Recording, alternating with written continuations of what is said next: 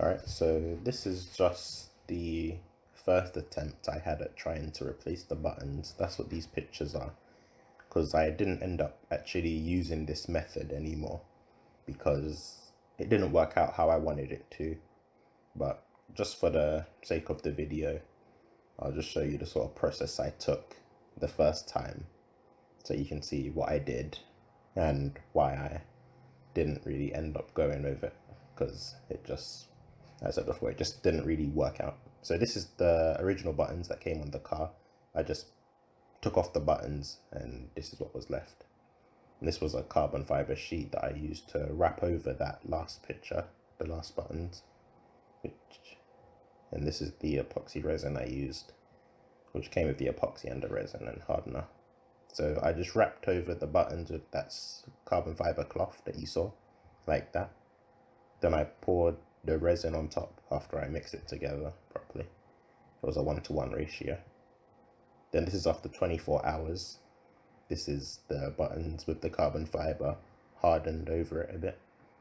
Then I used the Dremel to just clean it up and take off all the excess carbon fiber that was there, so that there wasn't too much material. And here is the buttons, again, but wrapped over in the hardened carbon fiber. This is just a test fit. This is just showing that it just uses the same original mounting holes that the button did. This was the steering wheel wrap installation thing. And this was me wrapping the steering wheel, which took a very long time, and it was kind of hard, but it was a nice experience. But it took a very long time. And this was me just testing things to see what it would look like. Some more test fitting with the left side of the button delete in there. And this was it finished up. Alright, so you want to get your wheel or your new steering wheel, and you want to place it back where the original one went, like so.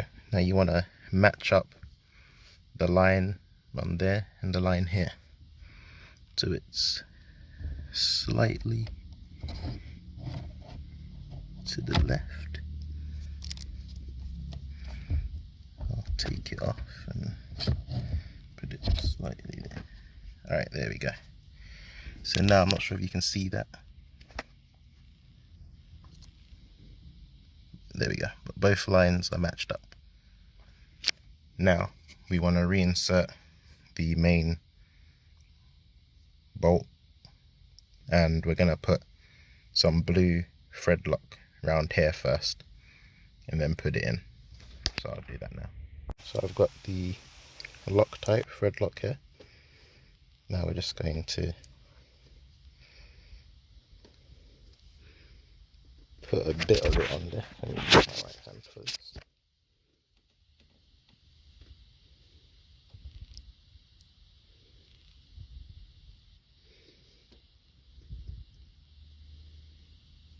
So that is more than enough right there. You can put this back into the hole. Now you want to tighten it up a bit with your regular wrench.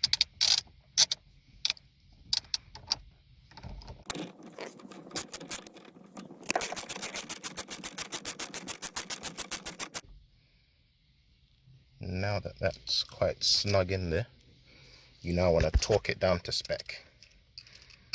Now I've done some reading online, and people say anywhere from 35 foot-pounds or Newton meters to 50 is the safe place.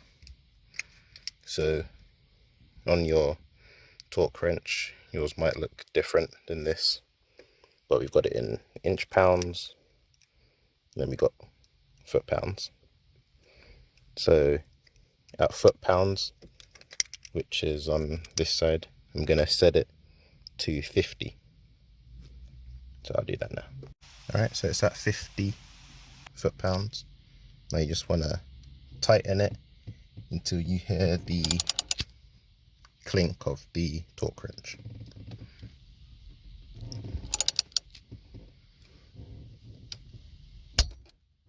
There you go, you heard that. So that's it at 50. So now that's all in there, nice and tight and good. So now we want to put in our airbag, which is here, and this plug is gonna go into there. So let me plug that in because I have to use two hands to do that. So now that that's plugged in, you can see it there. You want to just push in the white clip after you've slotted it in. Then now you just want to push the airbag into place, and then literally just apply pressure to one side. You hear a click as the airbag goes into place. Then do the same on the other side. Alright, so the airbag's now clicked in, as you can hear. Everything is now all good. You can replace your plastic trim back in, and you can plug back in your battery and enjoy your new steering wheel in the car. So if you liked this video, please leave a like and subscribe, do all that stuff. And yeah, till next time, peace.